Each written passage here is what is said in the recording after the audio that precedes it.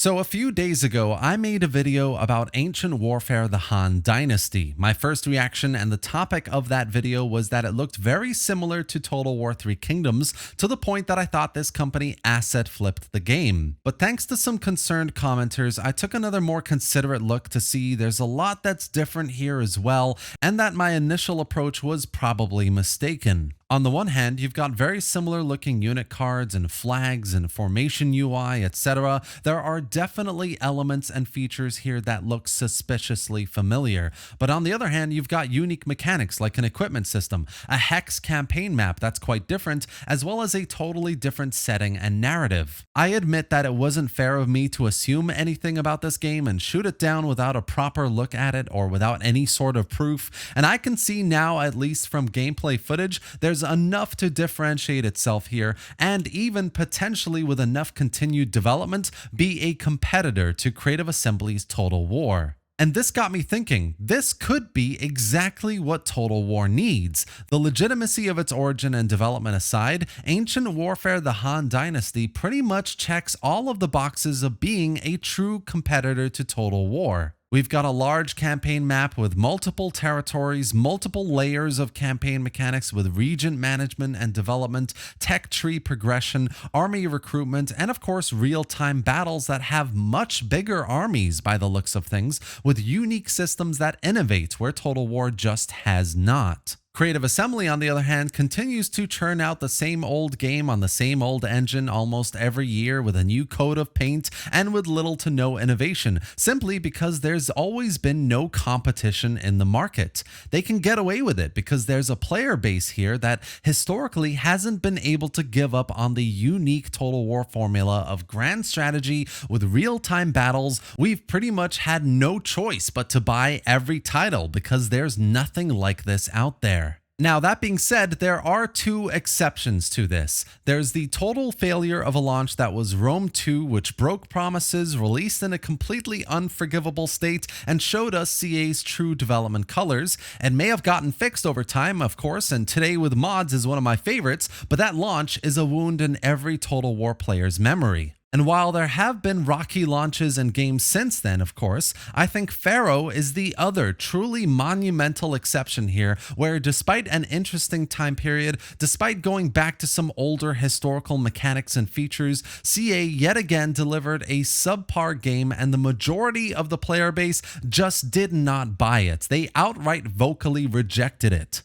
If Total War is going to survive the next few years, to have truly successful new titles, putting aside the need for a new heavily revamped engine, putting aside all the stuff I've talked about before, it needs two things. It needs a genuine reason to innovate, which is where market competition comes in, and it needs to start giving the dev teams more time and actual chance to make properly polished games. CA Sofia are clearly a talented team, but they probably worked on Pharaoh for just a few years, 3 at most, but for a major Total War game, that should be 5 at least. If Total War Pharaoh had that kind of development and resource, even if that meant no new Total War game in 2023, we could have had a new major game with the entirety of the Bronze Age world, with deeper, more meaningful mechanics and some age-old issues with battles resolved. Personally, I would have been more than willing to wait for that, and I think many in the community would have as well. We all crave more Total War, of course. There's nothing like it, so more has always been good enough. But that's just not the case anymore.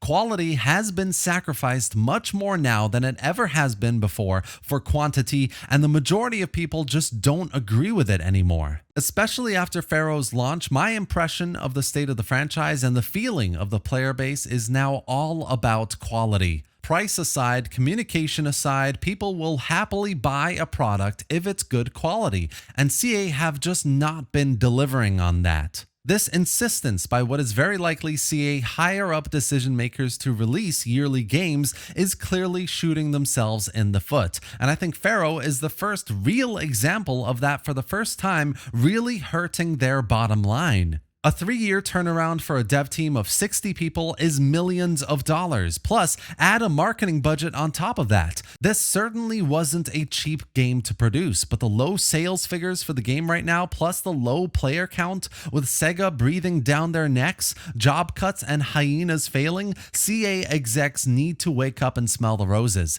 The business operating model of the last few years has failed them, and Pharaoh is that final kick in the teeth they need to see that. And if they don't, what should get them at least a little bit anxious is a competitor in the market like Ancient Warfare: The Han Dynasty. Legitimacy aside, games like this, inspired clearly by Total War, actually innovate in many ways that CA simply hasn't, and if this continues with decent development, it has every possibility of being a true competitor that plenty of historically loyal Total War fans could jump ship for. And this isn't the only game doing this either. The Ultimate Admiral and General series, led by ex-Total War modder Darth Vader, is doing so much to innovate. It may have started small, but with American Revolution launching soon with a large campaign map and brilliant new mechanics like espionage and unit customization, there is ample room for competition against Total War here. I mean, I guarantee if Paradox games like Crusader Kings 3 or Victoria 3 had real-time battles like Total War does, or if Mountain Blade had more grand strategy, for example,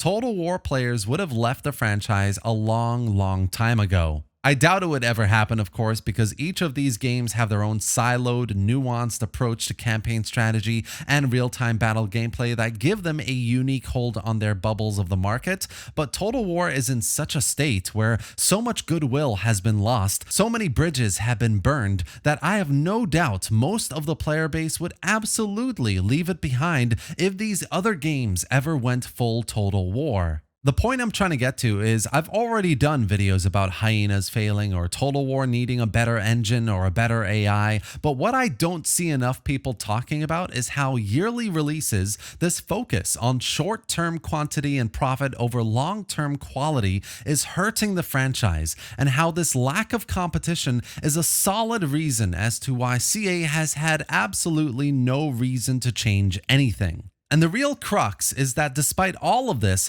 Pharaoh may be flopping so hard that execs actually feel some consequences for once. And with games like Ancient Warfare: The Han Dynasty, or Ultimate General: The American Revolution, or to a much smaller degree a game like Manor Lords, might finally be the beginnings of the kind of competition we need to make Total War truly innovate with new games. Now, this is all just my hope, of course. Pharaoh's failure at the end of the day might only impact the people who developed it, which would be a huge shame because there are decent ideas here and Sophia really do know what they're doing. They were just handed a really unfortunately bad hand. And these games I've discussed may not be developed enough to be fully considered by the Total War community. After all, they are all indie developed early access games. But I'm rooting for a more positive outcome here because we've been going through this for far too long now, and the Total War community really deserves a better quality Total War game with real, meaningful innovation.